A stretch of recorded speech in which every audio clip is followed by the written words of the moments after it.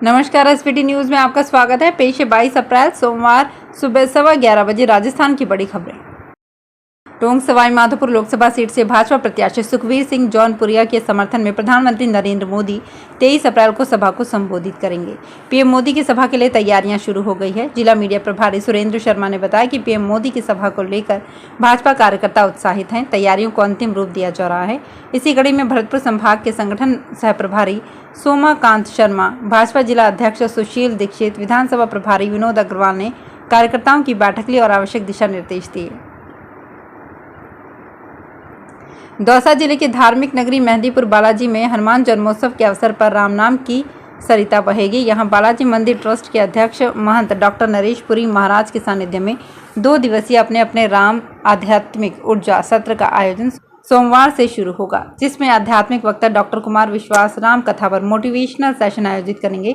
22 व 23 अप्रैल को होने वाले आयोजन के शुभारंभ के अवसर पर राज्यपाल Kalraj Mishra, art of living के संस्थापक श्री श्री रविशंकर सहित कई हस्तियां भाग लेंगी। फर्जीवाड़ा और हेली कंपनियों की मनमानी रोकने के लिए उत्तराखंड नागरिक उड्डयन विकास प्राधिकरण ने ऑनलाइन टिकट बुकिंग की जिम्मेदारी Indian railway catering and tourism corporation को दी है। कंपनी ने शनिवार दोपहर 12 बजे से बुकिंग शुरू कर दी। गत वर्ष एक सप्ताह के स्लॉट पर बुकिंग की गई थी, लेकिन इस बार एक साथ 10 मई से 20 जून और फिर मानसून के बाद 15 सितंबर से 31 अक्टूबर तक की बुकिंग खोली गई। मई जून के करीब 25,000 टिकट देर शाम तक फुल हो गए थे। दिल्ली के सीएम की पत्नी सुनीता केजरीवाल ने कहा, केंद्र सरकार अरविंद केजरीवाल को मारना चाहती है। उन्हें जेल में सही दवा नहीं दी जा रही है। अरविंद केजरीवाल और हेमंत सोरेन को जेल में डाल दिया गया। ये सरकार की तानाशाही को दर्शाता है। वे इंडिया की रैली को संबोधित कर रही थी।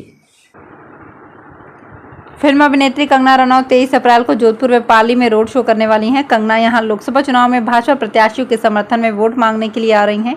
भाजपा की ओर से कंगना का 23 अप्रैल का पूरा कार्यक्रम जारी किया गया है। कांग्रेस प्रत्याशी करण सिंह उच्चारड़ा के खिलाफ उदयपुर की एनआई कोर्ट ने गिरफ्तारी वारंट जारी किया है। कोर्ट ने यह आदेश 16 अप्रैल को निकाला है, जिसकी सुनवाई 20 मई 2024 को होगी। रविवार को कोर्ट से जारी इस वारंट की कॉपी सोशल मीडिया पर सामने आई है। इस कॉपी के सामने आने के बाद अलग अलग तरह की चर्चाएं बढ़ गई है। इस मामले की अगली सुनवाई 20 मई को होगी। भगवान महावीर जी के जन्मोत्सव पर राजस्थान के कई शहरों में शोभा यात्रा सहित विभिन्न कार्यक्रम आयोजित किए गए। जयपुर और अलवर में श्री जी सोने के रथ में सवार होकर भ्रमण पर निकले।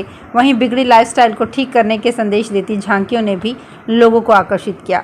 महावीर जैन धर्म के 24वें तीर्थंकर के जन्मोत्सव पर जयपुर के रामलीला मैदान में दीक्षा कार्यक्रम भी आयोजित किया गया।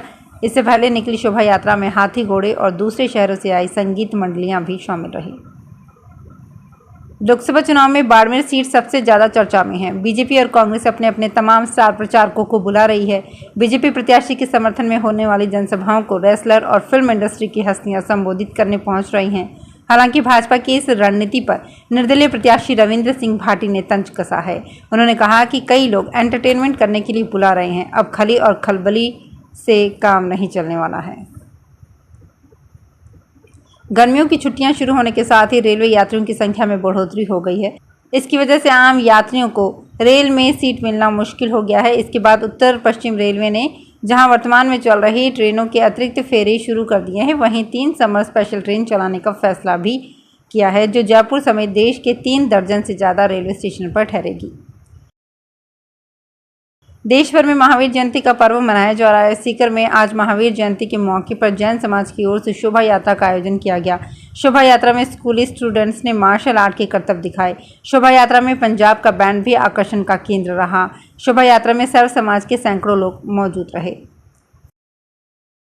मौसम जिस तेजी से बदल रहा है, राजस्थान में 22 अप्रैल के लिए नया अलर्ट आया है। मौसम विभाग के अनुसार राजस्थान के इन 2 संभाग में 22 अप्रैल को अंधड़ चलेगा और बारिश होने की संभावना है। बीकानेर व जयपुर संभाग में दोपहर बाद मौसम के बिगड़ने की संभावना है। प्रदेश में सर्वाधिक अधिकतम तापमान 40.2 डिग्री टोंक और कोटा में दर्ज किया गया है। नैनवा में यात्री प्रतीक्षालय में लगे पंखे टूट रहे हैं। वाटर कूलर बंद पड़ा है। टॉयलेट गंदे पड़े हैं। नैनवा के बस स्टैंड के ऐसे हालात बने हुए हैं। बसों के इंतजार में खड़े यात्रियों के लिए ना तो छाया की व्यवस्था है, ना ही ठंडे पानी की।